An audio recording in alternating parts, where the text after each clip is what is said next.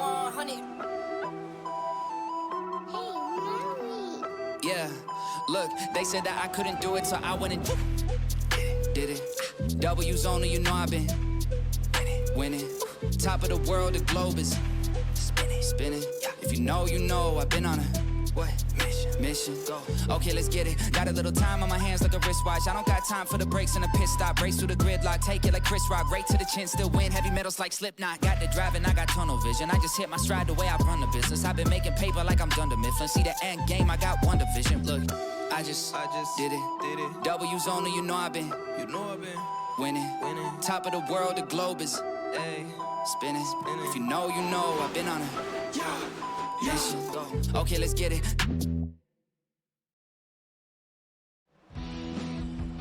The cornfields are calling, and tonight Iowa Speedway is ready to turn up the heat. It's short track intensity, tight racing, and nowhere to hide as at the field battles for every inch of asphalt. Good evening, ladies and gentlemen. I'm Eliza Bethel alongside Matt Sisler for the Cornfield Classic 140 at Iowa Speedway. Matt, how you doing out there tonight? I'm doing pretty good, Eliza. How are you doing this lovely evening? I'm doing good. I know drivers are excited to get away from, the bigger racing Indianapolis. We had Echo Park, and they're ready to get here to Iowa. So I'm excited. I know they are too. So I think it's going to be a good race. I think it should be pretty good as well. Tire wear should be higher than expected. Drivers will have to battle this tough track that's been partially repaved, creating a tricky surface to handle. So we'll see what happens. I agree, but you know what we got to do before we get to that? We do have a driver spotlight. Tonight it is going to be two of them, Mr. Matt Burgess, the number 56 driver, and we also have for FIWB the number 84 of Riley Sawyer. How's it going tonight, guys? Good. Glad to hear it. Great.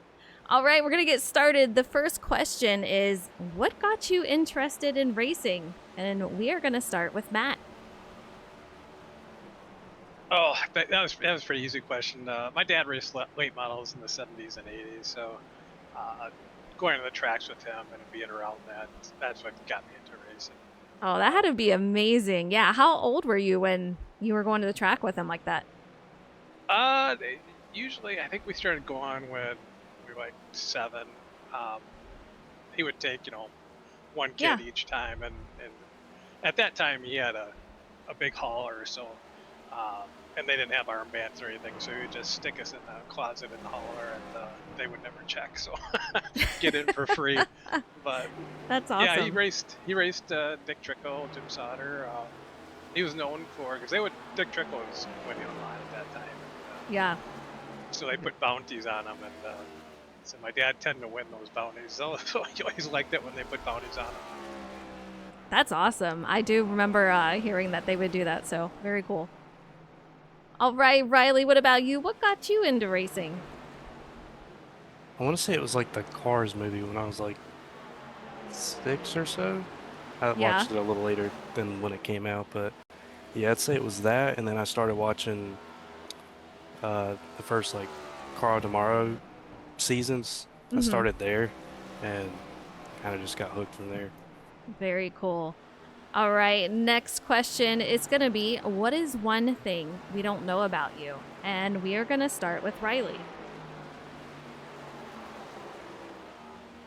Yeah, that's a tough one, but I'd say I've only been doing it for about a year, but still I'd say my experience is really low on the simulator, just in general. I've only got, I'd say like 60 official races, so I'm still trying to like learn all the tracks and all that. This is my first one here, so hopefully I can get some experience in just driving around everybody else.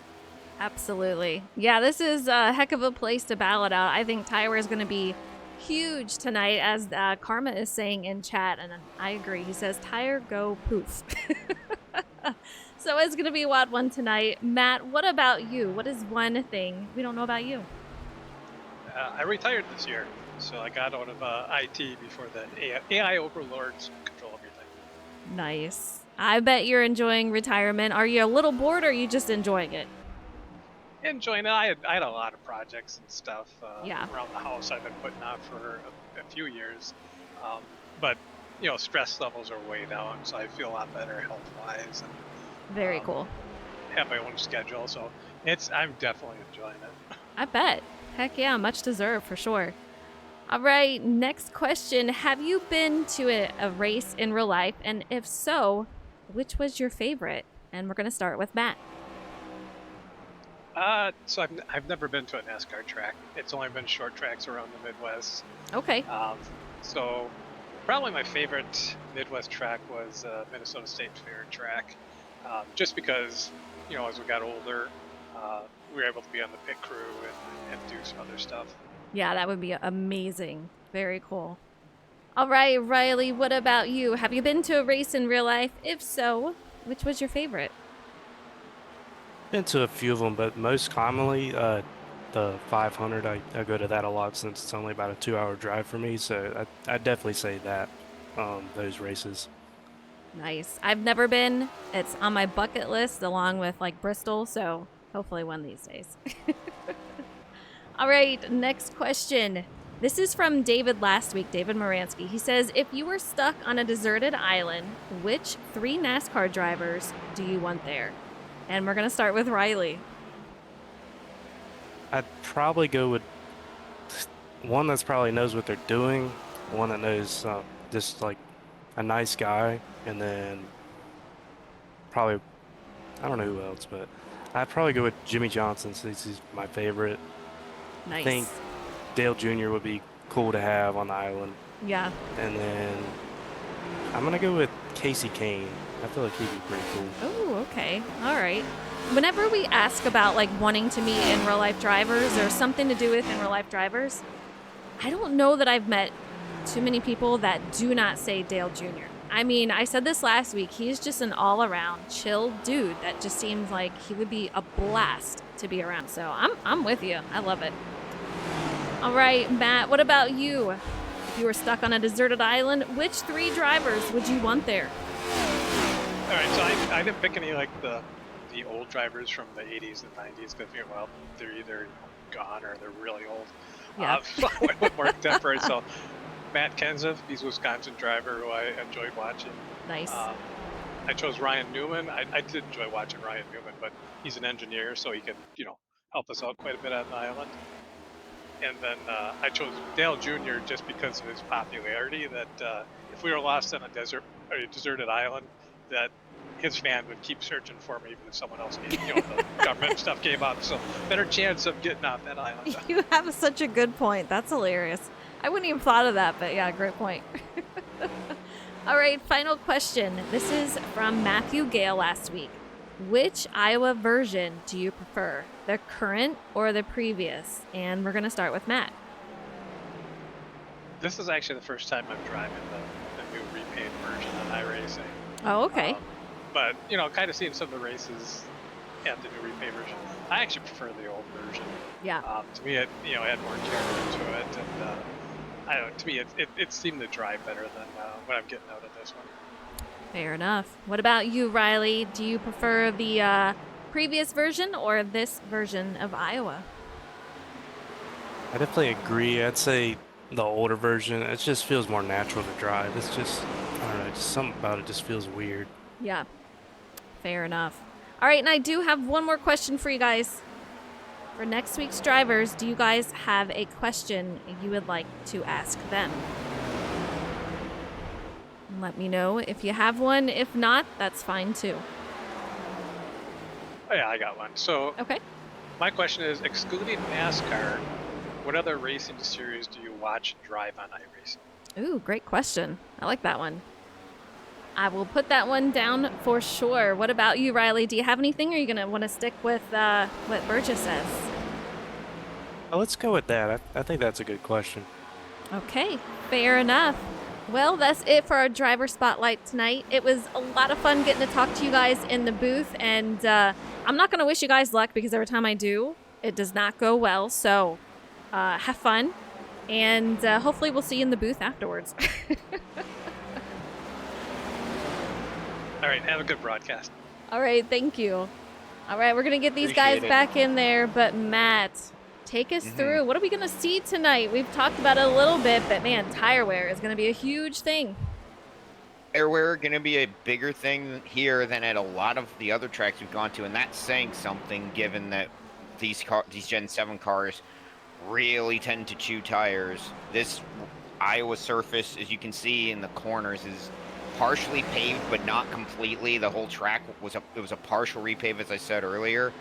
So the old surface will chew tires up. The new surface isn't exactly kind to them. So we heard from some sources that it was only 30 laps in practice before drivers were having 50% tire wear. And if you know anything about iRacing, that's pretty horrific tire wear. So don't be surprised to see guys having to pit every 40 to 50 laps or choosing to because of like the pace advantage.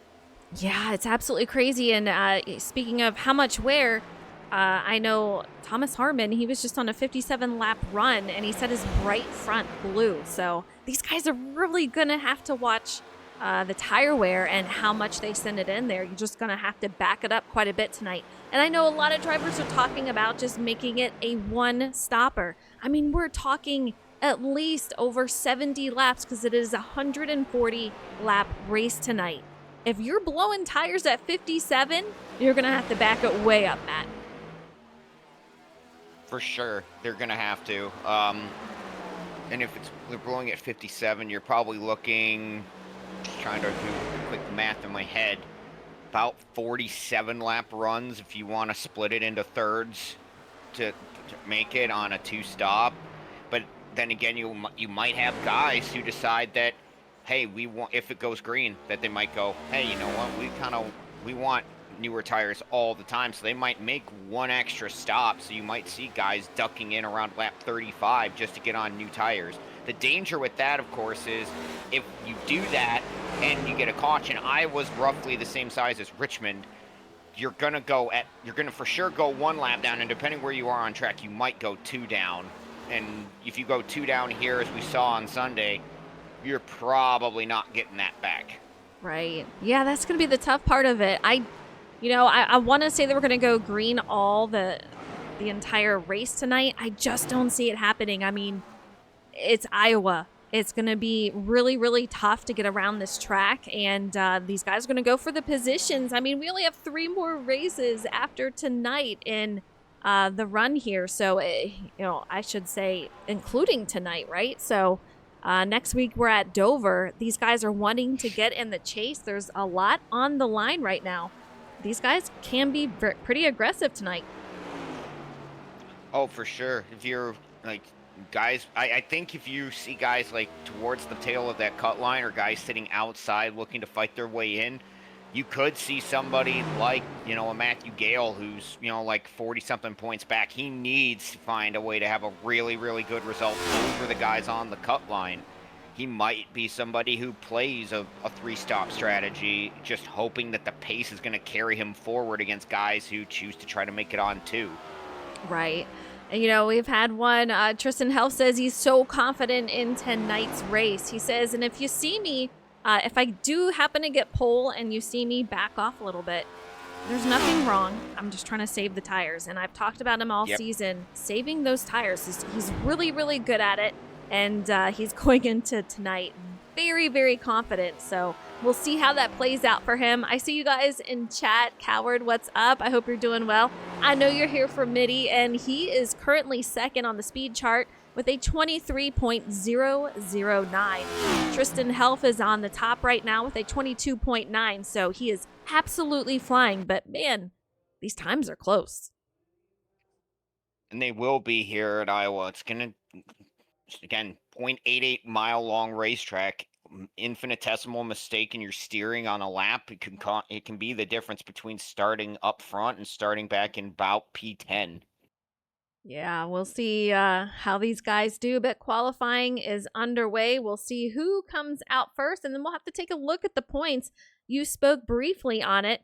We'll have to see how that is, but we do have a tie for drivers up just above the cut line. So we have 13 currently when only 12 will make it. So if we do have a tie, that will be broken just based on how many wins each driver has, who wins with that, or who has the most second place finishes, third place finishes, and so on until that tie is broken. So it's a little crazy. Points are very, very tight. For sure, and that's what you love to see when you get down to this part of the season. At least we do up here in the booth, and you guys do watching, because it makes it really interesting for all of us. Drivers down there, though, sweating it out. Oh, yeah, absolutely. I mean, it's so important. We've seen so many times that it is important to qualify well and do what you need to do right in these couple of minutes that we have right here. And you see Thomas Harmon on the top right now with a 23.059. Francis Hamilton in second with a 23.1. Dakota Wilkins, 23.2. Philip Bridgman in fourth with a 23.5. So it is varied a little bit. That's 5/10 just right there. And then you have Joseph Turley with a 23.7. That gets passed up by Jordan McGraw. So a lot of times are coming in, but man, we do have some varying times out here, but that top is going to get very crowded. And yeah, exactly. Like I said, it's gonna come down to who can be perfect and carry the most speed through the corner. Iowa is so deceptive in the fact that it from the sky it looks a lot like Richmond, and that's because Rusty Wallace, the guy who helped, NASCAR legend who helped design this track, I think went off the older specs from Richmond before it was reconfigured. So this is effectively 1980s era Richmond, which I personally like more than Richmond. Sorry to my one friend AJ who loves Richmond and does not like Iowa. I like this track. But it's just, you have to be so precise on everything, or else you can throw away a good lap with just one mistake. And you have to be precise on every lap, because you can do the same thing right for 105 times with that 106th. If you mess up, you can end up in the fence or going around and get hit. So just, it's a deceptively tricky racetrack here in the cornfields of Iowa. Yeah, it definitely is. And then our last two are going to be Dover and Daytona. Then we're heading into the Chase. So, man, we got some wild tracks to finish off the regular season with. And Jimmy Cocker, he is already locked into the Chase. I mean, he has just stayed at the top forever and done a fabulous job. So, like I said, past couple of weeks, he's said that his car has just been really, really good. He's felt great in every single race, and it has shown. I mean, he's got a ton of points, and he's got a nice gap over second place, so he's definitely locked in. Now it's just a matter of, after tonight, he should be locked in to win the championship for the regular season.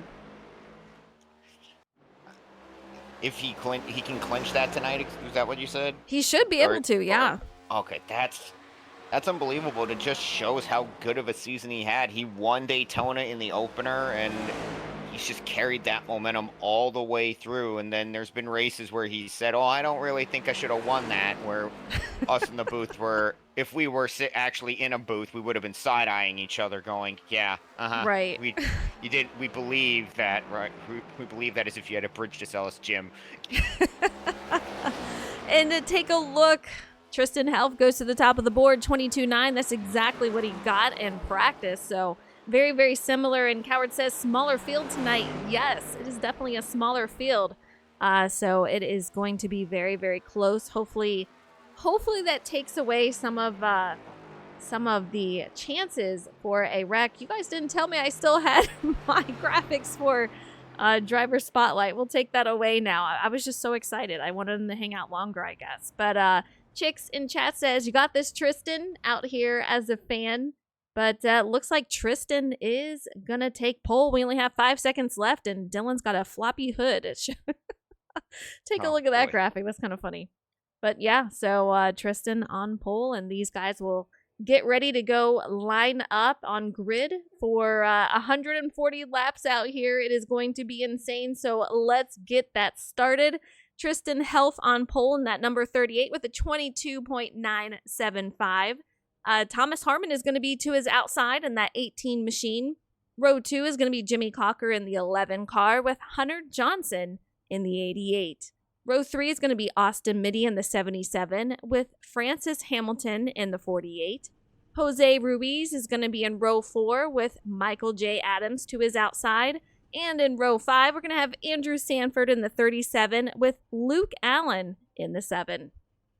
Row 6 is Dakota Wilkins and Brian Pizzicemi, a rare qualifying time from the 78, as he usually likes to start at the back. I'm actually was shocked to see him going around the track. Joe Turley and Evan J. Adams make up row number 7 with Matthew Gale, Dylan Raub, a pair of Toyotas behind them. Philip Bridgman and Jordan McGraw make up row number 9, and then row number 10, our final qualifier, Riley Sawyer with John Velocity to his outside. All right, and then we're going to have Matt Burgess in the 56. He was one of our driver spotlights, so we'll see how it goes. I did not wish him luck, guys. I did not want to jinx them at all, so we'll see if it pays off. And Gale Force, Matthew Gale, who was sitting P15, he says, I was just about to type that I still had the driver spotlight graphic up, but we got it. It only took us a few minutes, but here we are. These guys lined up, ready to go. Tristan Helf going to lead us to green here, but man, oh man, it is going to be a fun race. I'm super excited to see it. We'll see what happens. Let me know, do you have any predictions? Who do we have as a winner, or how many cautions? You name it, let me know. The other thing we have to see is you heard Tristan Helf say he was going to drop back or fade a little early to try to save the tires. We'll see if that actually happens. I know I've said that in the past, starting towards the front, and then I've been like, wait a minute, I want to lead, and then forgotten to drop back and ended up burning my stuff up. So we'll see if what Tristan said rings true. Yeah, you know, I feel like he's always told me, if you take care of the car will take care of you. You got to back it off. You can't be aggressive. So I feel like he is just one that's always on the top of his mind. Take care of the tires, otherwise I'm done.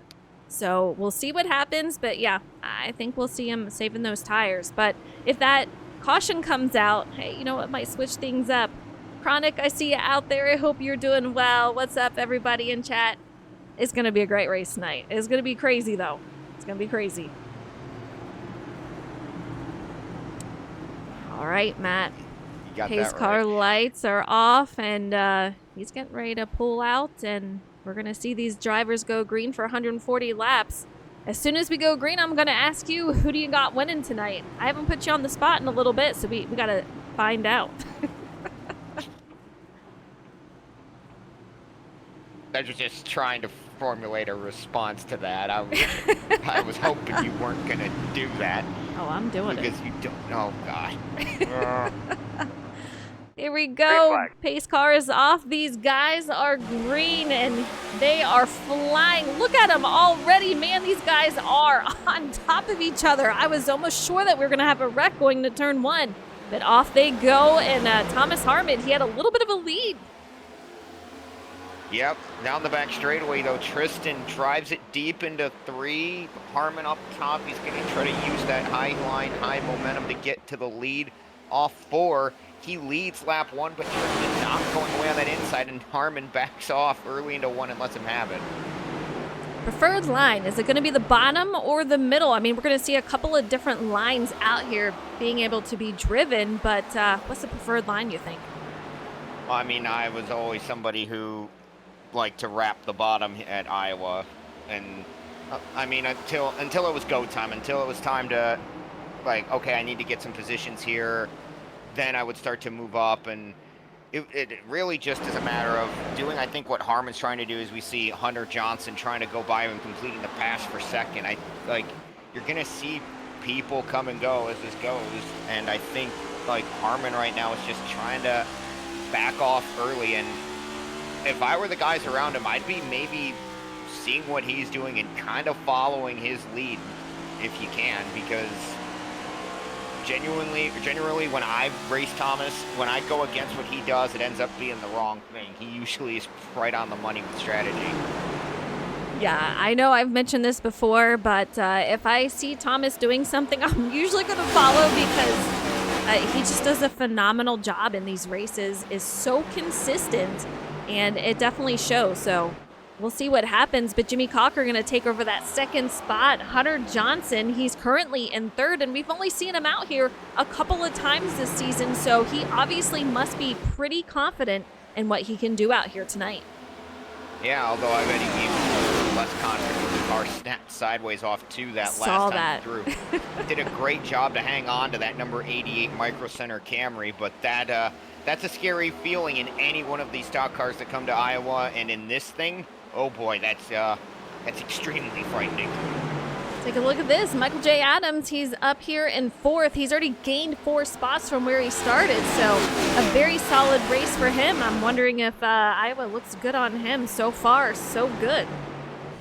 Yeah, I was going to bring it up. He qualified 8th. I think that's his best qualifying position of the season since he joined, and he took over that 3 car from Evan. I believe they're, what, father and son or something. Yeah, and Michael took over the 3 ride from Evan, so Evan switching to the Kevin Harvick 29. Nice job. Like, Michael's not had the best luck this season, but a phenomenal quality run, and right now he's up there proving that he can run with these guys. Now, we talked about Tristan Help possibly dropping back, but so far he has not done that. He seems pretty confident out front, or maybe just doesn't want to lose the spots. Maybe they are predicting that we will have a caution. Only time will tell, but Matt, I got to ask you, who do you think's going to win tonight? Thomas Harmon. That was going to be my bet as soon as the green flag went. But yeah, seeing what he's doing, he got to the lead for a lap, he drops back, he's trying to save his stuff up. And, like, it's a fairly safe bet. When it comes to a race where you're going to have to be so strategic with every part of your race, tire saving, fuel saving, everything like that, it's a safe bet to put your money on an output driver, and Thomas is definitely right now the front runner for that team. That is true, for sure. Take a look at Jimmy Cocker right here. He's currently sitting second, and he was side by side for the lead. And I can tell you earlier, he came into FDR team chat and said just good luck to everyone, and said he's got maybe a little bit of a different strategy in play for tonight. He's going to see what happens at the start of the race here, but I'm very interested to see, will we see that different strategy? And I'll tell you what, it definitely had FTR wondering, what do they got planned over there? So we'll have to find out. But Tristan Health, he is still out front, has not backed it off. And remember, around lap 57, Thomas Harmon, who is your pick, Matt, he blew that right front tire. So you can tell already that he is trying to take it easy. He has lost 3 spots, and he is one that does a phenomenal job at saving those tires. So no doubt that's why he's backing off. Indeed, and he's doing a very nice job of it so far, just trying to keep that number 18 Camry under him. You don't want to get the car loose on exit. You want to be smooth with all inputs. You don't want to have to crank the wheel too hard off the corner, because that'll heat up the right front. You don't want to get loose on corner exit even a little bit, because if you do, that'll burn up that right rear and exacerbate the tire wear, having to save the race car. He's one of the best at doing it that I've come across, so we'll just see how well he can do it as this race progresses. Absolutely. We're on board with Austin Mitty. He's currently in 6th, right behind Thomas Harmon, and he has had a very, very consistent season. And I know he's put in Discord a couple of times saying, I feel like I've fallen off just a little bit, but hey, man, I still have faith. I think Austin will get that win this season. I mean, he's just so close. Has done an incredible job, and that brings up a point. I do want to take a look at our points and what they're looking like so far. So let's bring that up. You see the point standings here, and it's going to, it's not even the right one. I can tell you what, my system is not doing a great job with points. So that is from a couple of weeks ago. It's just been doing goofy things. So we're going to ignore that. But I can tell you that we do have a couple of ties going into P12. So it is just going to be incredibly close, and that is going to be Evan Adams in 12th, and also Brian Pizzikemi. Luke Allen is sitting right outside the cut line, -4, and Jimmy Cocker, he is sitting in first with to the good of 245 points, and he is locked into the chase. If you had told me he wasn't, I would have thought you were lying to me. The way he's had hit this season, he's been so consistent. He's only had 1 or 2 really bad races, and I think the only one I can really remember going completely off the rails for him was that Chicago one where he wrecked going. I think it was him and Brody were racing for the race lead, and I think he lost it up into Brody and took both of them out. So that's other than that, Jimmy's been probably the most consistent driver, and when the most consistent driver is consistently finishing top 5, it's going to be hard for anyone else to be in front of him. Oh, I absolutely agree. And you can see he's losing a little bit to Tristan Helf. I mean, he's up to almost a second behind Tristan Helf. And these guys, single file line for the most part. But that gap is increasing between these pack of cars. So very interesting to see that. But man, it has been a very clean race. David, I see you out there. I hope you're doing well. Tristan, he warned us, said he loved this track, one of his favorites, and so far it's looking that he was right to be confident. For sure, and again, we'll have to see if he's able to save with going out that far, because he's got about, I'd say, 8 car lengths over Jimmy, and if we thought he might drop back, instead he stayed out front and he's held off Harmon, he's held off Jimmy, and we'll see if the pace can hold up here. He's doing fairly solid lap times, a little bit slower than Jimmy by about 6/100ths on that last lap through, so we'll see. Time will tell if that 38 can keep up the pace. All right, let's go ahead and go through the field here. We do have Tristan Helf. He is on the lead here. Jimmy Cocker going to be in second. Hunter Johnson, he is out here still in third, being very consistent. Michael J. Adams sitting 4th, up 4 spots from where he started, and Thomas Harmon, he is going to be rounding out the top 5. Running in 6th place right now, right on the tail of that lead group, is Austin Mitty, doing a nice job in that number 77 Miller Lite Chevy. Jose Ruiz running in P7, kind of in no man's land in between the lead pack and the group behind. Evan J. Adams running in 8th. Brian Pizzikemi is 9th. And Luke Allen right now is in a hornet's nest holding off a gaggle of cars behind him in 10th. Yeah, take a look at this pack. Man, he is going to be busy holding these cars off. And we're going to have Matthew Gale right behind him in P11. Philip Bridgman, who is going to be side by side with Joe Turley on his inside in that 30 machine. That's for 13th. Riley Sawyer, who we saw in the booth for the driver spotlight, he's in that 84 machine sitting P14. And Francis Hamilton, he is going to be P15. And unfortunately, he's down 9 spots. So I don't know if he's, backing it off a little bit to try to save tire or something else happened.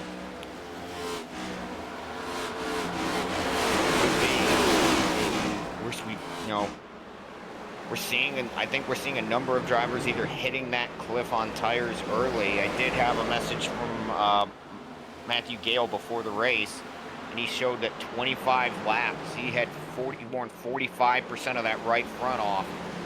Could be seeing some of those guys, indeed, we could be seeing some of those guys starting to have that problem right now. And I mean, other guys are just trying to save and stay consistent right now. I think, you're looking at Harmon, he's trying to just be consistent, as we see Hunter Johnson going for second on the inside of Jimmy Cocker off 4 and easily completes the pass. Yeah, he's going to lead that 3-car pack right there, and Jimmy's going to take it down low. Meanwhile, Hunter is going to keep that just above that first line there. That's going to allow Helf, he's keeping that gap up, but is that going to start to close up with Hunter Johnson right behind him? Is he going to push a little more? But we're lap 28 of 140, so I think, like you said, we're going to see some tire wear starting to happen here, and this is really going to show who is saving those tires and doing a great job of keeping that car under control, and who is really trying to push it out there. And we're going to start to see him drop back or possibly see a tire pop. And the problem is, like, if you start deep in the pack and you push, this isn't like, 3-4 years ago where you could just roll by people. Now with the new tire model where you heat it up, if you start pushing and you're deep in the pack, these Gen 7s, you really have a problem passing. Even on a track this short, dirty air is a huge problem. We saw it yesterday. Christopher Bell, again, victim to the for the second time in as many races, I think, fell victim to a teammate or a fellow Toyota, rather's dirty air. As he ran, it was Indy, it was Corey Heim, and here it was Ty Gibbs. He ran Ty down, but couldn't do anything with him when he closed within a couple tenths. That being said, however, Hunter Johnson was 0.18 quicker than Tristan Helf on the last lap through, so Hunter might be starting to come after him and see if he can't get that lead away. Man, we're going to have to see how that plays out for sure. Yeah, there was only one lap where he was not faster, so very interesting. I'm kind of curious, is Tristan looking behind him and saying, oh no, I may have pushed it too much, or is he not concerned? If only we could chat with him right now. I'm sure he would not love that considering he's driving, but yeah, Jose Ruiz, I know change of pace here, but Jose Ruiz sitting in 7th currently. He has not had some races where he's had a lot of luck, but currently he's right where he started and, man, having a solid run. So we'll see how that plays out for him. He's got Austin Mitty directly in front of him, but take a look, that field, they're pretty far separated there, Matt. Indeed, the front 7 starting to space out a little bit, although Jose is reeling in Austin Mitty, falling off the tail of that lead group of 5. Then back to 8th, though, it's not so spread out. You have Evan J. Adams off of turn 2 right now, and then it's pretty much all the way to Philip Bridgman in 20th is on that back straightaway. So, like, yeah, it is spread out from 1st to 20th, but from 8th to 20th, they're almost all under a blanket right now.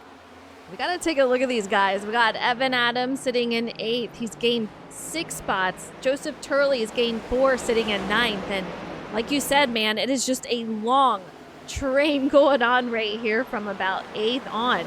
So very, very tight, and there's a lot of possible ways to make a pass for a position. And you see John Velocity is going to take that outside line as he is trying to make a pass. Meanwhile, Francis Hamilton in that 48, he's going to try to make a pass over that 87. We'll see who can do what, where, but man, it is just so incredibly tight in this part of the field. Yeah, and John went high 1 and 2, drives it down into 3 and 4 under the 7, but that 7 just uses that high line momentum to clear him back on corner exit. Dylan Robb did come down pit road. I noticed he was a ways off the pack, so hopefully it's nothing. This is a scheduled stop for strategy because he's had a bit of a rough go of it the past few weeks. Yeah, it's definitely a tough track, and if you don't have a lot of experience, not sure that how much tire wear is going to happen, it can definitely catch you off guard. So we'll have to keep checking in on Dylan, but currently he's about just over a minute on pit lane. So we'll see what happens, but John Velocity looking solid. Like I said, gained 6 spots. He's got Francis right behind him, and then Andrew Sanford out there in 16th. Dakota Wilkins in 17th. Jordan McGraw, exactly where he started it showing. He's in 18th.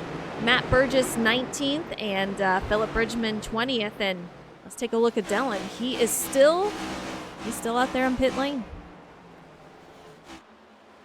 Maybe he has damage. We must have missed something if he has damage. But right now, Thomas Harmon up to 4th. He gets around Michael J. Adams. The pace falling off of Michael J. Adams a little bit at 25.4. Now he might have been letting Harmon through, but Harmon did a 24.9 on that last lap. Faster than Jimmy Cocker. Hunter Johnson, meanwhile at the front, just a tick faster than Tristan Helf by about 2/100ths. You can see Tristan almost, wouldn't be surprised if Tristan's in his mirrors, like trying to gauge where that speed is going to go and put dirty air on his nose. He ran his line exactly in 3 and 4, and he kind of does it again in 1 and 2. And take a look at that. He's definitely closing that gap up. We're just under half a second behind for Hunter Johnson. So he is definitely making some moves, trying to get up through the field, up to Tristan Health. Meanwhile, Jimmy Cocker is falling back with Thomas Harmon. But man, Matt, do you think we're going to really be able to make it up to 70 laps without someone losing a tire? It just seems like it's going to be really, really difficult to do out here. I don't think anybody's going to be able to one-stop it, to put that notion to bed. I think this is going to come down to a two-stop race, and you're going to have to break it down a little bit more. And we see Michael J. Adams, first of the front runners, coming to pit road in that 3 car. Obviously feeling the need. He's got to get in early. And the thing is, you want to preserve the tires because every lap you can go a little bit further means a little bit less time you have to run on the next set if you're trying to hit a certain benchmark. So if Michael wants to go to lap 90, which I think would be the good cutoff point, which almost would be a cutoff point, or really 94 around there, he's going to have to go about 50 some odd laps. So that's going to be tough to do when we're having high tire wear already. Yeah, I agree. And he is off and running, but I do believe, he might.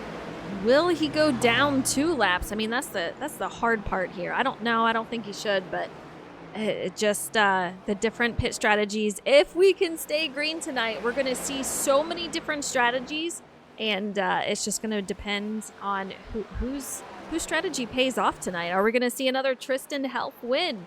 Are we going to see a Jimmy Cocker 5th win? That would be his 5th one if he won it here tonight. So just so many questions, and you're saying Thomas Harmon. If he gets it, let's see. I do believe that's going to be his 3rd win of the season in Health. That should be his also 3rd win of the season. I just realized you didn't answer your own question, Eliza. So who do you think is going to win? Oh, man. I got to say Tristan. Whenever he is very, very confident and he's just performed well and practice and qualifying and all that, I've known him for years. I got to go with Tristan. He's just looking very confident out here. It's definitely a safe bet. Now, if you're Michael J. Adams or anybody else who's pitted at this point in the race, Michael's starting to work through lap traffic. The last thing you want to do is be the caution. Right. I've done it at Richmond at least 2 times in league races where I've put new tires on, known I could go up and probably Superman through the field. And then on lap 4 out of the pit, spun and brought out the caution and felt really, really dumb. So the thing you do not want to do if you're trying to make this earlier pit stop work, the one thing you cannot do is be the cause of the caution. Yeah, I mean, that would absolutely devastate what you're trying to do out there. And man, you can just see the amount of speed that he's got compared to everyone else, but he's got to do it carefully. I mean, we just saw before he was too wide going into that corner, and luckily they panned out and went single file and he was able to get that position. But now is where you want to be aggressive, but you want to do it safely. I mean, like you said, you don't want to cause a caution, you don't want to be the caution. So it looks like he's going about it how he needs to do, and I think he's gonna do well tonight. We'll see. It's just will the strategy play out in his favor? For sure. And I mean, talk about strategy. Tristan Health didn't even need the strategy he came up with that he told you about. I mean, his pace has been phenomenal. Just under 25 seconds on that last lap.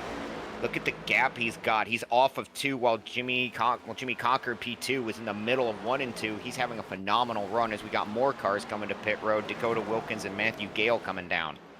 Yeah, I'm kind of curious. Hunter Johnson, we saw him in 2nd. What happened to him? So we might have to take a look back. But as Matt said, Matthew Gale on pit lane along with Dakota Wilkins. So a couple more takers for pit road. Stacka, I see you out there. I hope you're doing well. It's a fun race here at Iowa. Lap 52 of 140. Still have a ton to go. And I know these drivers were hoping to just do a one-stopper, which would put him around lap 70. Question is, can we make it? Some drivers could not, and they have gone in already.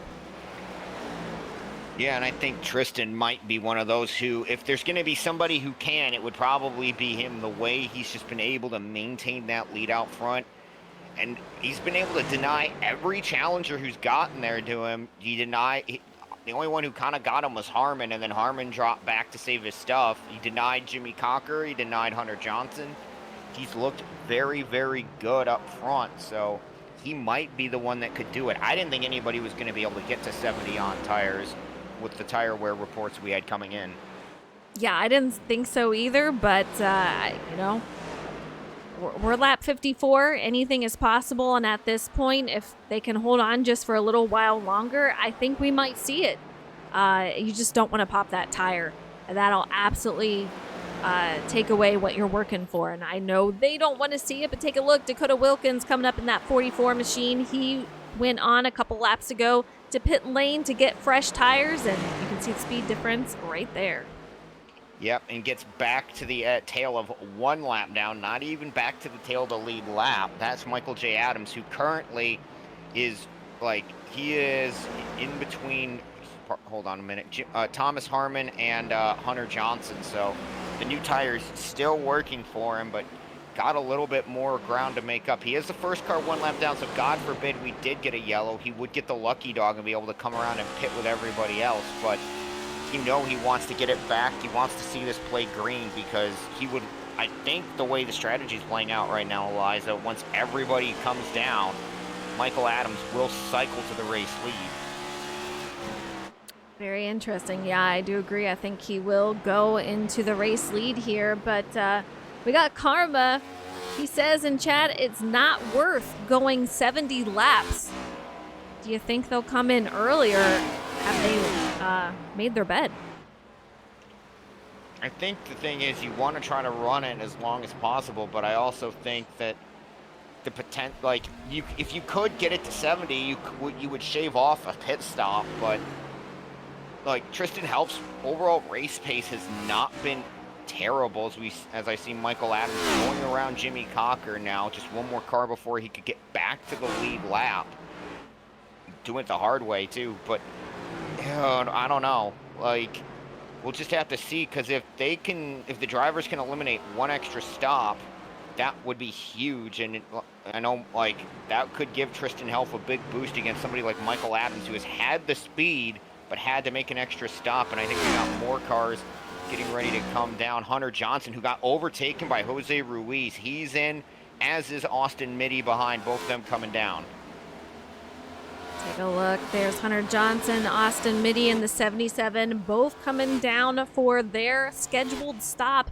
It is a little earlier than what a lot of these drivers were expecting, hoping to come down around 70. They're here at 60, so we'll see how that goes in the future here. But, man, Tristan still holding off, still out there. I'm really curious what his car is feeling like. I would love if we had a little thing that told us the amount of tire wear that these guys are experiencing right now. That would be amazing. Indeed. We've got Michael Adams. Now he gets back to the lead lap here, passing Tristan Helf. Tristan obviously not going to even come close to fighting him on that one, as Michael was over 7/10 faster on that previous lap. Karma does bring up a good point that it might not be worth it, just like the speed advantage Michael's had. If Michael can get to the lead, he would be in a very nice spot. So we just have to see how the strategies are going to play out. Well, here we go. Tristan Helf still out there, lap 63 of 140. Will it all be worth it staying out this long? And, these guys really did seem confident that 70 was the way to go. And we talked about different shifting. Some of these guys were talking about possibly shifting down into 3rd, going into the corners, and some I saw in practice were going all the way up to 5th through the straight. So very interesting, with so many different lines, so many different ways to drive this, and this is how it turns out. These guys, just a lot of different strategies, and field is pretty well spread out here. Jimmy Cocker is going to be almost 3 seconds behind, and Thomas Harmon is now in 3rd. Jose Ruiz in 4th, and Evan Adams, he's going to be in 5th, up 9 spots from where he started. Yep, and then Joe Turley right behind him running in the 6th position. Francis Hamilton runs in 7th. You have Brian Pisakemi currently P8. Andrew Sanford 9, and John Velasquez, a very solid run right now, holding on to that final top 10 position. We got Riley Sawyer. He's going into pit lane. You can see that 84 machine heading into his stall. And John Velasquez, he's going to be in 10th. Jordan McGraw in 11th. And man, take a look at all these cars. As Matt said earlier, these guys were on top of each other. That hasn't changed. I mean, this is the closest battles that you're going to see. And it has been this way all night long. And the leader's coming in, and Tristan Helf into the barrels. Oh my, Tristan no Helf way. into the barrel, into the end of the pit wall. No caution. That's luck. Field. Everybody who's pitted is very lucky that is that iRacing not throwing the yellow for that. That would have been definitely a caution in real life, but disaster for the dominant car of the evening. Unbelievable. Man, huge damage on that right front. Yeah, as David says, what a mistake. You can see he was trying to save the car. It looked like he was not going to even make it down pit lane, and got loose and just straight into the barrels. Just so unfortunate. And I know Jimmy Cocker, he had to see that in just amazement. Just don't expect things like that to happen. But when your tires are that worn out, it is bound to happen to at least someone. And this is a huge warning to them. Watch your way going down pit lane. I mean, it is absolutely treacherous with worn out tires. It definitely is, and the other thing as well, from what it looked like to me, he might have had the brake bias. I can't be sure, but that looked like somebody trying to get on the brakes hard right at the last second and having too much rear brake in it because the car kicked sideways before it hit the barrels. He might have been okay. It probably would have been a pit road speeding penalty, but the car started to come around as soon as he got hard on the brakes, realizing he wasn't aimed properly down pit road. Sometimes you have to just unfortunately take the L. There is that paved access road all the way down the front straightaway here at Iowa on that inside that I think they use for some Legends racing. Tristan it would have cost him time, but it would have cost him time that maybe he could have gotten back later in the race and not been out of it. I mean, as that's just handed the race lead over to Jimmy Cocker. Oh, absolutely. I mean, that is absolutely devastating to his race. We got John Velasquez, Luke Allen down pit lane. They have made it safely. Tristan Helf, he's gone. He is out of the race. I think he had too much damage, and he's got to be extremely frustrated with that going on. I mean, one of his favorite tracks. Was sure that he could put in a good performance tonight, and just one slip up, your night's over. So, Jimmy Cocker and all the rest of the drivers are going to be able to capitalize on that mistake, and Jimmy Cocker might walk into a win right here. For sure, but I mean, he's not the only one. My pick was almost 2/10 quicker on that previous lap. And yours makes no difference. 2/10 quicker. Thomas Harmon, and these guys are all on lap 73, coming to the end of 73. This is incredibly impressive that we have some of these drivers out here on a one-stop strategy, and it's working brilliantly right now. Yeah, I'm amazed. We're 74 of 140. I mean, these guys can go down any time. At this point, it's just a matter of how many laps are they going to log. That way they can drive a little bit harder on this second half of the run. They had no caution from Tristan, and it has stayed green this entire time. Knock on wood. So pretty impressive what these guys have been able to accomplish staying out here so long. Indeed, and one of them was Thomas Harmon, Eliza, who you pointed out, like he told you pre-race, he did 58 and blew the right front. He's found a way to keep that right front on the car and stay competitive at the front of the field, running down Jimmy Cocker. Meanwhile, Matthew Gale trying to get by both of them and get back to the lead lap here, running in the 11th position. He gets a little bit deep into one. I'm sure Thomas didn't like had a momentary pang of nervousness seeing that. Yeah, it's always scary when they come just flying up behind you and you're just not expecting it, and then when it's that tight. It's just like, oh God, please, please, nothing happen. It's just too close of racing. But we do have another driver down pit lane. It's going to be Jordan McGraw. You can see him taking the four sets here for 4 tires. David says, I'm still surprised a caution didn't come out for that.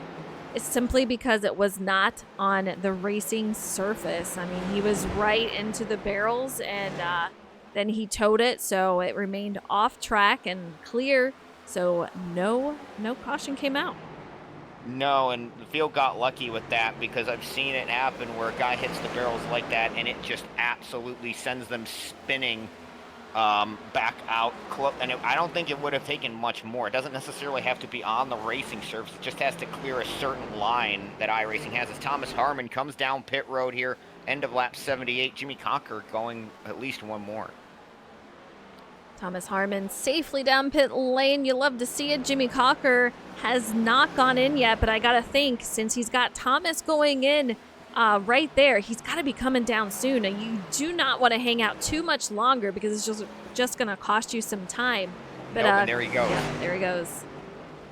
Looks like he is going to make it safely down also. And Karma says the 2-stop should be 100% faster. If the 2-stop doesn't win, it just means that they didn't go fast enough. And that is going to be involving Michael J. Adams, which he's going to be currently sitting P5. Jose Ruiz is the current leader right now. Evan J. Adams in second, up 12 spots. Francis Hamilton third. Brian Pizzikemi fourth. And as I said, Michael J. Adams going to round out your top 5. For sure, and he's done a nice job. As we see, Evan J. Adams just barely slipped that one inside the barrels. We nearly had a repeat of Tristan Helf's accident, as Michael now runs in the 4th position. 5th place. Field is a bit jumbled. You'll have to pardon me. Evan Adams was P5 on pit road. Matthew Gale now through. He's 5th. Jimmy Cocker will take over the 6th position, I believe. I'm trying to figure this out as we got cars scrambling to pit road. Eliza, you might be a little bit better attuned to this than I am, because my scoring thing is all crazy right now. So many cars in different positions. Jimmy Cocker is out here currently 10th, and he was just 3 wide trying to make it through cars. So very interesting. But he's got Riley Sawyer ahead of him, Brian Pizzikemi and Francis Hamilton on pit lane. And then Austin Mitty's going to be 6th with Dakota Wilkins in 5th. But Jose Ruiz, he's still out here leading the field, but Jimmy Cocker, he's the first one of the drivers to go in, and of the drivers in the lead to go in, I should say, but he's currently sitting 8th. Thomas Harmon had something go wrong, because Jimmy Cocker is about a half a straightaway in front of him, and Thomas pitted the lap before, so maybe a little bit slow on that stop for the 18 car. He's fallen back a little bit from the 11 of Cocker. And that's nice for Jimmy, being able to get a little bit of breathing room from your nearest rival on the same strategy. Yeah, for him, this is just what he needs. I mean, he had Tristan just wreck it going down pit lane. So, you hate to see a competitor get taken out like that, but then something happened to Thomas Harmon.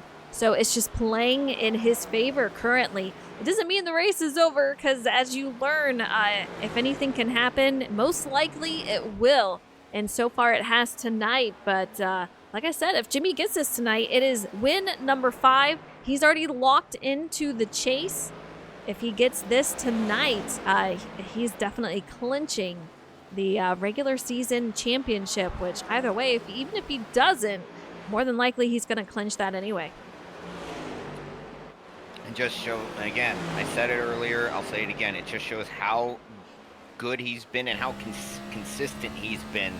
When he started up front, like outside of a rare instance, he's usually finished right around where he started, if not better. So phenomenal season for him, and phenomenally, he might be able to clinch the regular season title, and we still have, 2, 3, this is 3rd to go to the chase, right? So we're gonna have 2 to go after this. He has clinched this with 2 races left before we hit the chase. Yeah, it's pretty impressive. I mean, and he has not had an SnB championship yet from the seasons that he's ran with us, so I know he would love to make that happen. And so far this season, it's going in his favor, and he's just looking so incredibly strong. So we'll see if this year is his year. And I know he would love to. He's a huge Denny Hamlin fan. I know he would love to see Hamlin win the championship in NASCAR too. Yeah, he gets a championship, and then Denny can get one. If Denny could get one as well, that would be kind of cool to see them both do it. Oh yeah, absolutely. Jose Ruiz still in the lead here, up 6 spots. Jimmy Cocker still in 8th. Thomas Harmon is going to be 9th. Joseph Turley in 10th. Element, I wanted to get you in here, but I didn't know how upset you were, so I didn't want to annoy you. But he says he blew the right rear. Man, absolutely brutal. You had such a huge lead. You absolutely hate to see it. Tough break tonight. For sure. And I'm impressed. Jose Ruiz is probably not going to hold this lead for very much longer with Michael J. Adams closing him down. But even so, the fact that I checked, Jose, oh, there he goes. Jose is coming to pit road this time. He made it 91 laps under green here, no cautions, without a tire change. That is incredibly impressive from the driver of that 23 machine as he finally surrenders the lead and tiptoes it down. He didn't want to risk it like we've seen the incidents earlier. Good man, onto pit road he goes. And Michael J. Adams to the lead here at Iowa. Yeah, how about that? We had Karma Warna saying 2 stoppers is going to be the fastest way, and so far it looks like that is what Michael J. Adams is planning for his strategy. So we'll see, but man, he's on an older tire. Let's take a look at what it is. But man, I'll tell you what, guys, none of my graphics for the broadcast is working. It's very sad, but we can't look at the pit strategy to see how long he's been out there, but we know it's been a lot longer than several of these other drivers. It looks like possibly went down pit lane around lap 42, if I'm not mistaken. And he's in again. He just went in, Matt. Yep. That's actually around where I thought people were going to try to go, like 40. I thought people were going to go more 47 and 47, but Michael went really early, then went 52 laps before pitting off this set of tires. Meanwhile, that hands the lead over to the lone Brit in the field. Matthew Gale now leads Hunter Johnson into 3. I got to stay on board with Michael J. Adams. He's taken 4.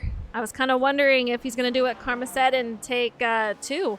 But no, he took 4 right there. But Matthew Gale in the lead, currently first. He started 15th, so having a great run, leading a lap here. Hunter Johnson, as you said, directly behind him in that 88 machine. We'll see how this plays out. Good grief. Man, so many different stuff, so many different strategies playing. Yeah, and so many different sub-strategies in, like a lot of these guys, like, they ran the 2-stop, but some went a little early on the 1, some went very early on 1, as Hunter going by Matthew Gale on the outside to take the lead. I think this is the first time he's been out front. So Hunter Johnson to the lead now at Iowa. Ooh, gets loose. Yeah, and we saw that out of turn 2 earlier in this race, so he's got to be careful with it. But nice job for him. Another one of the 2 stoppers, and now he's back out front. And I want to take a look. Will this one work? We'll try to get a little race recap here. Lap 97 of 140. The current leader is Hunter Johnson. We've had 9 lead changes, so quite a few changes out here, and I'm sure there will be more, but Hunter Johnson in that lead. Matthew Gale in second. Jimmy Cocker, he's all the way up to 3rd with Dakota Wilkins 4th. Austin Mitty in 5th, and Thomas Harmon, he's out there in 6th. Riley Sawyer, one of the guys from the booth, Eliza, running in P7. Evan J. Adams currently holding down the 8th position. Joe Turley in 9th. And right now, Jordan McGraw locks down that final top 10 spot in P10. Man, great job to these guys. Outlaw, I see you out there. Thank you so much for the sub. I appreciate it. Man, oh man, I hope you're enjoying the race. Hope you're having a great night. Thank you for the sub. 2 months currently on a streak. Let's go. All right. Do you still think Thomas Harmon? Is that your pick still to win?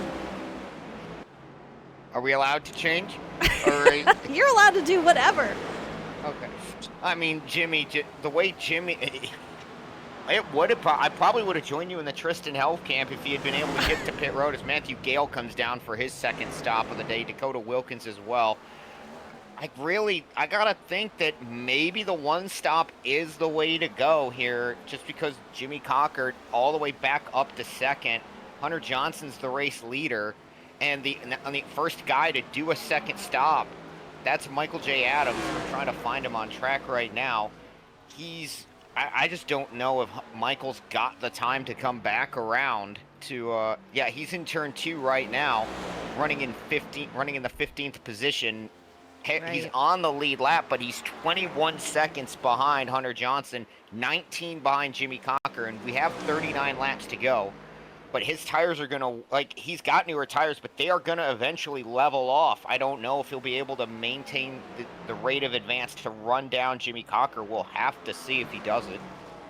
Hunter Johnson's got 20 lap older tires than Jimmy Cocker. Jimmy went in around lap 79. Hunter went in 59. And then, as you said, Michael J. Adams, he just went in, so he's got pretty fresh tires.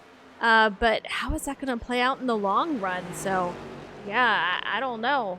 My guy is out, Tristan Health. So, Jimmy, he may be going back-to-back here and make it his 5th win of the season at Iowa. We'll see what happens. Again, anything can. But Thomas Harmon, he is coming up here in 3rd, but he is unfortunately about 3 seconds back. So we'll see what happens.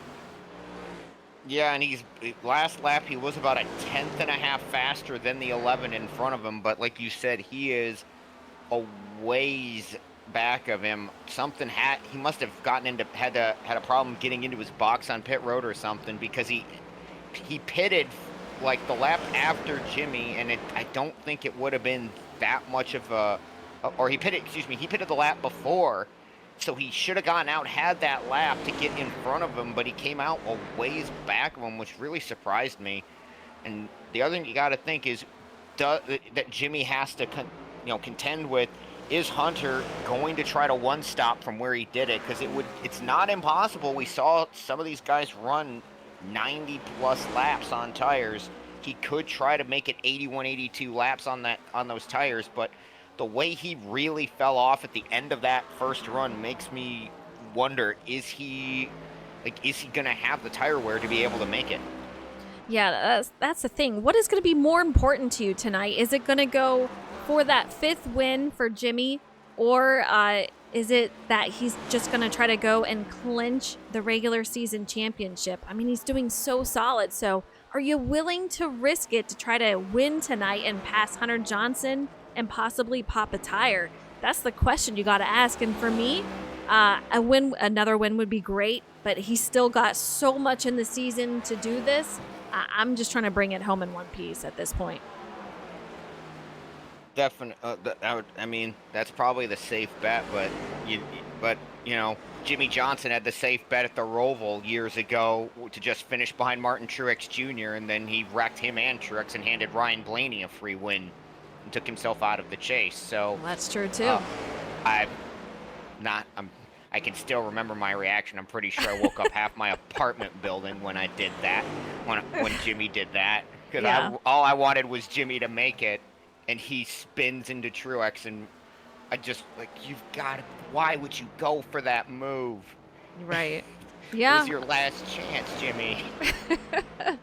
Yeah, and with the older tires, I think Jimmy can honestly catch him, but it's just going to take a while. I'm not pushing myself, though, to do it. I'm not willing to risk popping a tire and just losing out on all those points. I think he will naturally close in on him.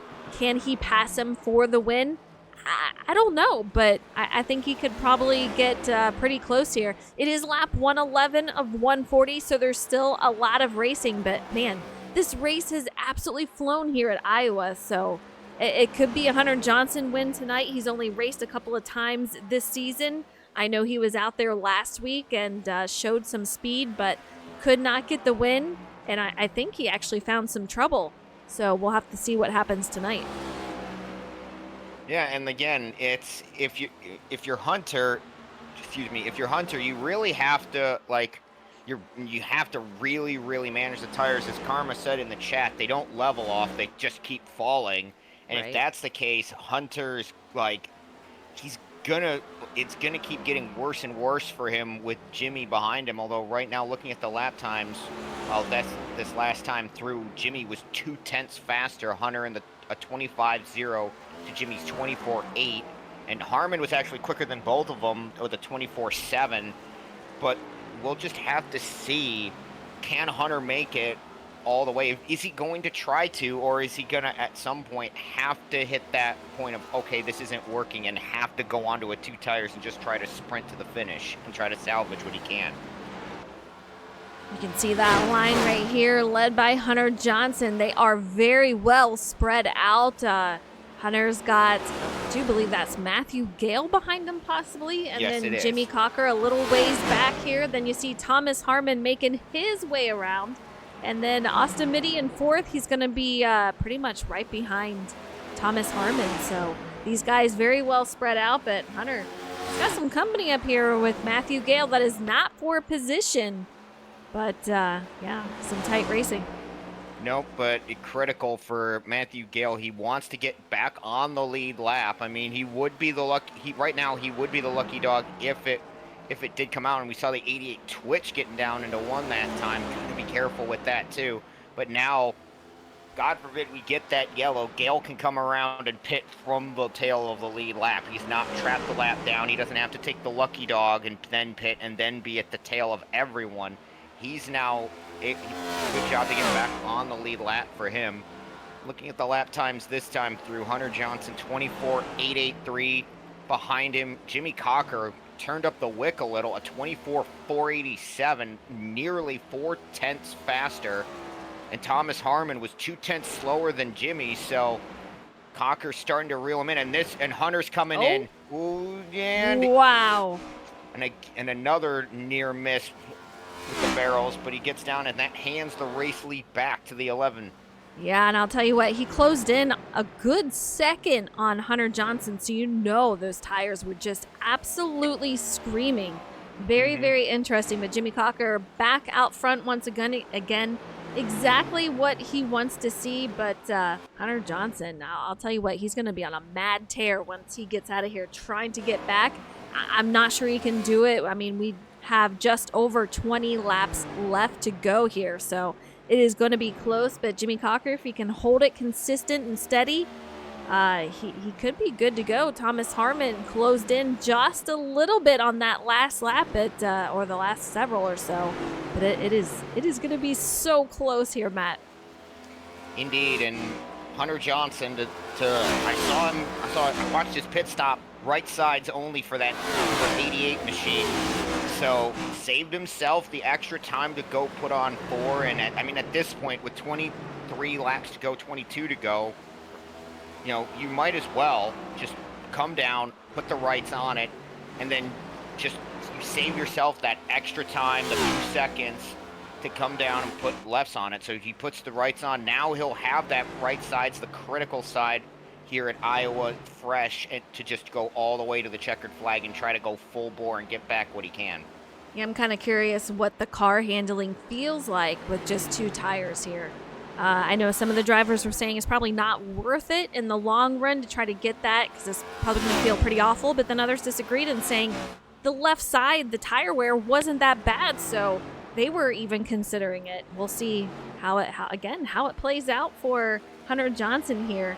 Outlaw says, hey, Frozen, did you see the Big 12 signed a deal with a couple of NASCAR teams? I did not. I missed that. Man, oh, man. Yeah, I feel like we're going to see a lot of NASCAR news coming out. Absolutely. We've already seen a little bit of it, Right. with who's going to be in the 21. Corey Heim going to be at 23 XI, which was, I think, the worst kept secret in NASCAR. Yeah. Like, That's for sure. Oh, well, where's he gonna go? Like, all of us just going, one of the drivers on that team now is Riley Herbst, and that's no disrespect to Riley, but one of them's Riley Herbst. And that hurt. Like, I'm not even a huge Riley Herbst fan, and that hurt me when they did Coronado and did the interview with him where he finished like 5th, and they go, and Steve Burns, whoever it is, goes, how did you feel with you finishing 5th and Corey Heim winning? And you're just like, oh my gosh. Why did you have to? Why you stick the knife? The poor kid. Like, so he bad. has his best career run, and the guy who's probably taking his seat wins the race. Oh my gosh, yeah. Man, I'd salt just be in the like, wind there. How do you think it feels? Right. And Hunter getting his lap back here from Jimmy. Jimmy obviously not going to even fight him at all. Let him go. Because at this point, Hunter's now tail of the lead lap, but he's got 23, 24 seconds to try to make up in 15 laps. That's it. I would like to say he could do it. I don't. I think he's going to be out of time to try to get back there. How about Evan J. Adams, though, Eliza? Up 11 spots, currently holding down the 3rd place position in that 29 car. Yeah, he had a solid race last week, I do believe, and this week currently looking at a P3 so far, so that's awesome. I do want to point out also Thomas Harmon. I think he's closing that gap a little bit. I mean, he was over 2.5 seconds back from Jimmy Cocker, I do believe, so that has closed up that gap considerably. Now, is it going to be enough to keep gaining on him the remainder of the race? I mean, 128 of 140. We're closing in on the finale of this race. This is going to be absolutely insane. And we've had a few races like this where we didn't know who was going to win until the final couple of laps. So hold on to your chair, guys. This is going to be kind of crazy. Outlaw says, NASCAR 25, I got Chase Elliott a championship. Well, I'm glad you can, because it is not going good for him in real life currently. What do you mean? He has 2 wins. The last 9 races, he hasn't even finished in the top 10, has he? I mean, it has not been good. It's a better season that he's been having. True, He's had but 2 wins. I'm getting sad, Matt. I'm getting sad. I need more Chase wins. Yes, he did have a win. But the last several races, it's just like, oh man, this is brutal. Looking at the times as we get closer to the end of this race, coming to 10 laps to go, Jimmy Cocker 24.772 on the last lap. Harmon was a .703. He's closing it down, but are we going to have that same situation in real life with 2 Toyotas at the front of the field where the Toyota behind may be a little bit quicker, but he runs into the dirty air of that leading car as Matthew Gale goes for a slide on the back straightaway, saves it and keeps going, no caution. But oh boy, that could have changed the complexion of this race in a hurry had the yellow flown for that.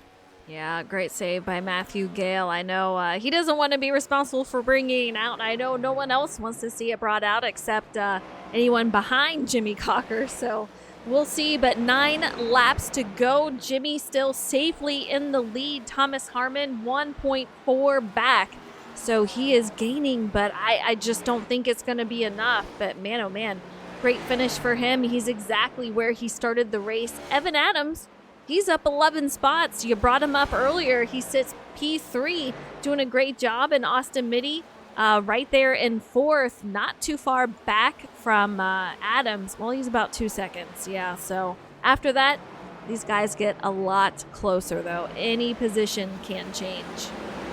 Yeah, and the first car to do the 2-stop strategy, I believe, is Michael J. Adams, running 9th. It's still a very good day for him, but that 2-stop strategy probably not going to pay off the way he was hoping. Thought it might be a little bit quicker at the start of the day. I honestly expected it to be a little bit quicker. But right now, he's kind of mired back behind the number 34 of Jordan McGraw in that fight for 8th. Jordan McGraw gained 10 spots so far tonight. John Velocity up 9 spots, sitting in 11th. We do have 6 laps to go, and Thomas has closed that gap to under 2 seconds. We're just at 1.8, so man, it's just going to be incredibly close. I just don't think he's got enough to take that win from Jimmy tonight. We might see 5 wins from Jimmy this season so far, and back to back. He won it last week at Indy, and looks like he might win it here tonight at Iowa. Yeah, the gap had been coming down, Eliza, until about like 7 laps to go, I think, and then Jimmy turned up the wick a little bit, and Thomas was not able to respond in that number 18 car behind him. Jimmy was over a tenth faster on the previous lap. We'll see this time through at 0.86, 0.883 for Harmon. So about level, and that's not going to get it done being level. You would really need to be taking chunks out of the 11 right now, and he's not doing it. Jimmy might have this one. He has to just be on cruise control to bring it home. He's got a comfortable lead to the 18. Yeah, you can see the 18 behind him. Just don't blow a tire. You got 3 laps left. You're looking solid. Just take care of the car. That's all you can do. Don't look what's going on behind you. Just bring it home. He's got Matthew Gale in front of him, Thomas Harmon behind him. Just drive that line. This race is going to go quickly the next 2.5 laps, so he just has to bring it home for win number 5. It's so incredibly close. I know Thomas, he's probably a little frustrated thinking, man, if I had just done this, and you and I both think that something earlier happened to him which made him lose some time to Jimmy earlier on in the race. Yeah, and again, like, they entered, like, Thomas pitted before him, so it should have been advantage 18 for that one lap, and when Jimmy came off pit road, he had half the back straightaway as we take the white flag here, Jimmy down into turn 1, but what could have been for Thomas Harmon and really for Tristan Health is going to turn into probably win number 5 for Jimmy Cocker if he can get through 3 and 4 clean. Yeah, here we go. He's going through 3 and 4. Matthew Gale right in front of him. He's just holding steady. I mean, he looks so confident on the wheel. And here we go, past the finish line. He finishes first, 5th win of the season. Absolutely incredible. What a drive. Started 3rd, brought it home, a winner, back-to-back wins for Jimmy. I mean, Matt, he's unstoppable this season.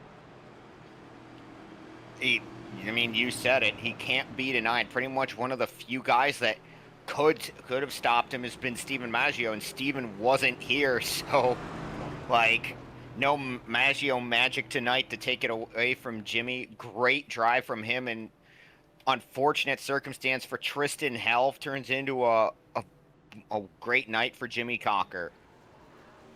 Thomas Harmon, he got 2nd, Evan Adams 3rd, Francis Hamilton 4th, and Joseph Turley 5th. And we see Jimmy Cocker back-to-back celebrations. Man, just absolutely crazy. This definitely clinches the regular season championship for him. He's already locked into the chase, but wow, what a drive from Jimmy tonight. For sure. He just couldn't make it. He was just perfect all night. He didn't have to. He knew when to be aggressive, knew when to back off, didn't make mistakes anywhere really, and we saw drivers on pit road have problems. Nobody made a mistake, or he didn't make a mistake, excuse me, anywhere tonight. I don't think there was one time where I thought, oh, Jimmy might have made a mistake there. Inch perfect all night, and he had to be when it comes to Iowa Speedway. I think I saw something that Austin Mitty possibly ran out of fuel. Man, It did look like that on the final lap. He pulled down low going on the start-finish line at the white flag and looked like he may have stopped in turns 3 and 4, and that's a backbreaker for him. He was running in the 4th position, going down into 1, and did not come around. He ends up P17, so a brutal end of the day for the 77 when he was easily on for a top 4 finish. Not how you want to see your night end, but man, brutal for him. But let's take it over to Jimmy Cocker. Back-to-back wins and win number 5. Jimmy, take us through your race. How did it start off? Did you think you were going to have a chance at the beginning of this race for a win? I felt very comfortable. I don't know if I felt like I had a car that could win. I think Tristan and Hunter really had the best cars per se, but I don't know. It wasn't about the best car today. It was about the best strategy, and I feel like I nailed it. I did all that practice in NIS, and I felt like it came to fruition tonight. This one feels really nice. I've never won one where tire saving really was the name of the game. So really happy to get this one. Now, I know you had a chat with Tristan before the race and warned him that you had a different strategy. Care to share what that was now? Yeah, sure. It literally it was just run the bottom. I mean, I don't know, like if you watched the race on Sunday and you saw what Austin Dillon was doing where he was exiting low off the corners, that works in iRacing. That absolutely works in iRacing. I'm gonna be taking that to Richmond too, because that's the next NIS. But exiting low off the corners, I had 33% left on my right front on Oh, that wow. first run. I could have ran that probably to lap 109. So Wow. I that means more than the air blocking wins at Pocono and Indianapolis to me, that I was able to really really save the tire and find something out here on the service. All right. Well, I'm going to back it up a little bit. We saw Tristan in the lead. I don't know. Did you see actually what happened to Tristan? I didn't see it, but Okay. Dylan did tell me later that what happened was Yeah. he had blown that right rear. He was trying to get it to pit road and lost the back end and it smashed the pit wall. That's what I heard. Right. So that Mm, really sucks, man. He was so He fast, and I was know he was looking definitely. forward to this one. So Yeah. feel bad for him, but you know, there's some other races we got coming up that I'm sure he'll enjoy. For Probably sure. not Dover or Daytona, but he'll find some that suit his driving style very soon. Well, once you knew Tristan was down and out, did you think you pretty much had this win? Were you confident in that? Because I mean, I can tell you what your line and how you were driving out there, you just looked like you had a ton of confidence. So, did you think at that point, yeah, this very well could be mine? One of the best in the business was behind me, Harmon. He so to start the race, he actually gave up a whole bunch to save even more than I did. So I thought I was in trouble. I thought I was pushing a little bit too hard. But I did notice that this race was only 140 laps and that you could push a little bit harder.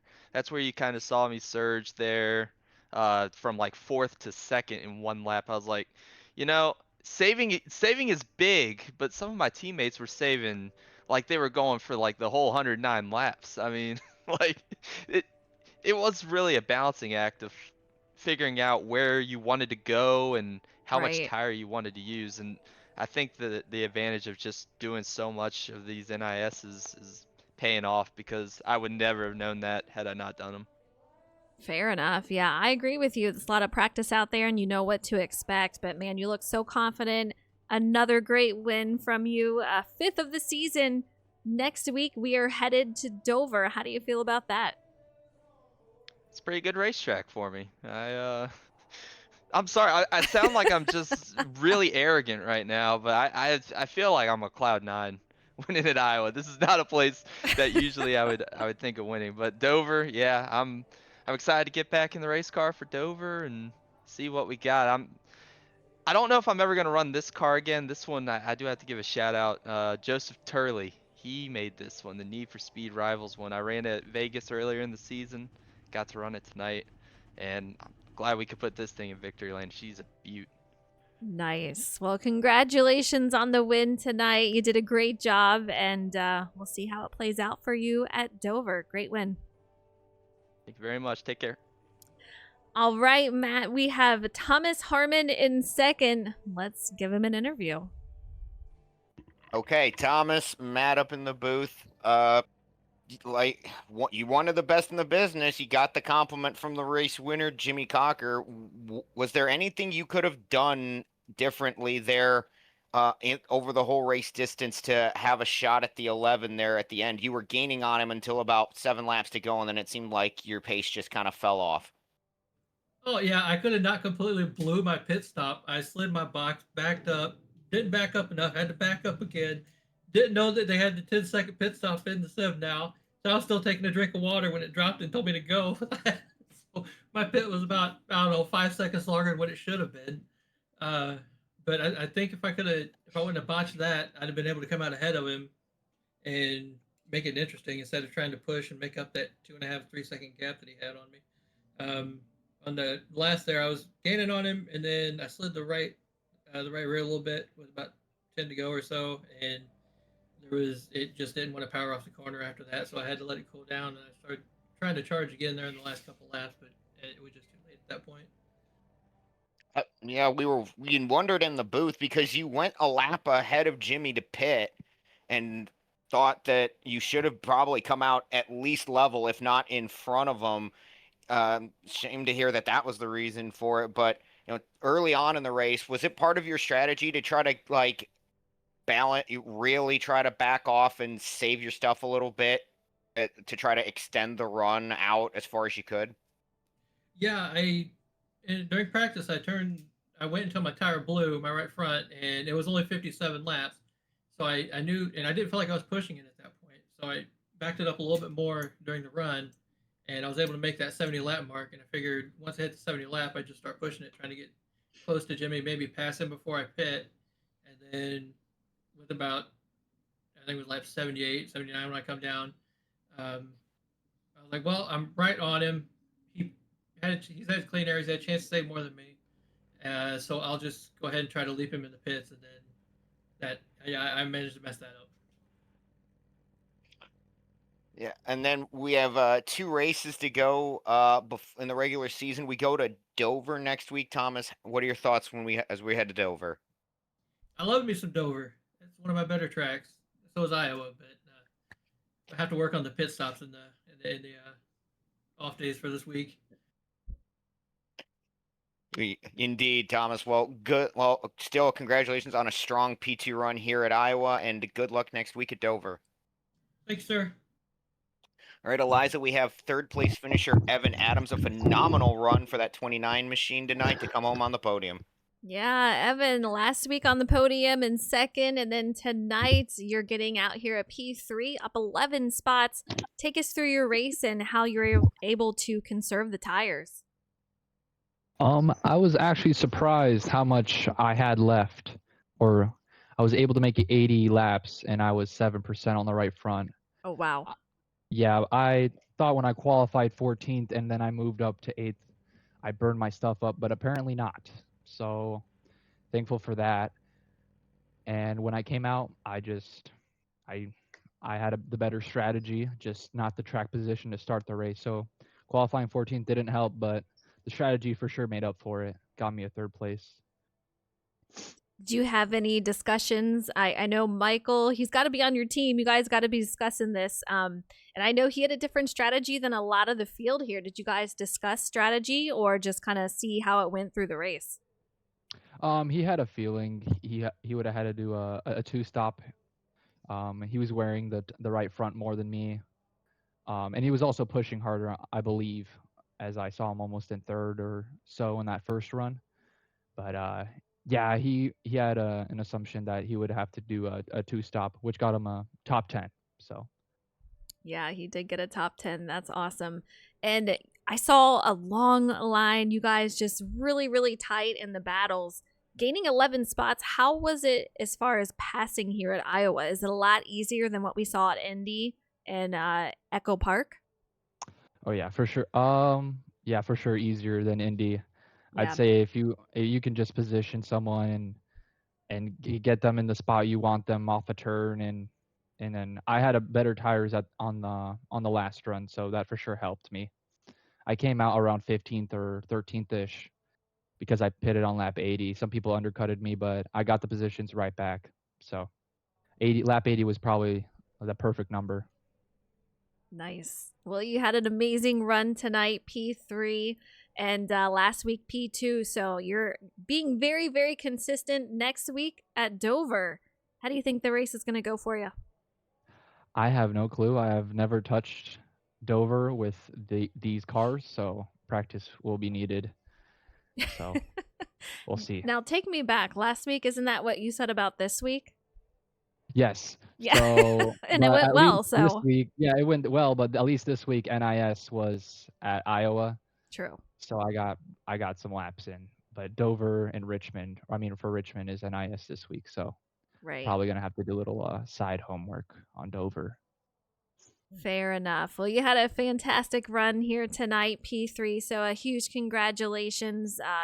yeah, getting those consistent runs in, and hopefully we'll see another great finish from you next week. But Matt, man, Iowa flew by. These guys made a great race and not a single caution. I mean, there was a couple of instances where it could have been, but it was clean and green. Yeah, incredible. Like we weren't sure we were gonna get a completely clean race just with the varying strategies, cars being way faster than other ones. It's so easy to make a mistake, but credit to our drivers here in Shake and Bake. They did an awesome job. Nobody put a foot wrong to the point where we brought out a caution. So great job to them. We'll see if we can't keep this going next week at Dover. Absolutely. Thank you guys so much for tuning in tonight. We'll see you next week at Dover. And it'll be around 8:10 p.m. Eastern Time. Until then, you guys have a great week. Take it easy. See you then.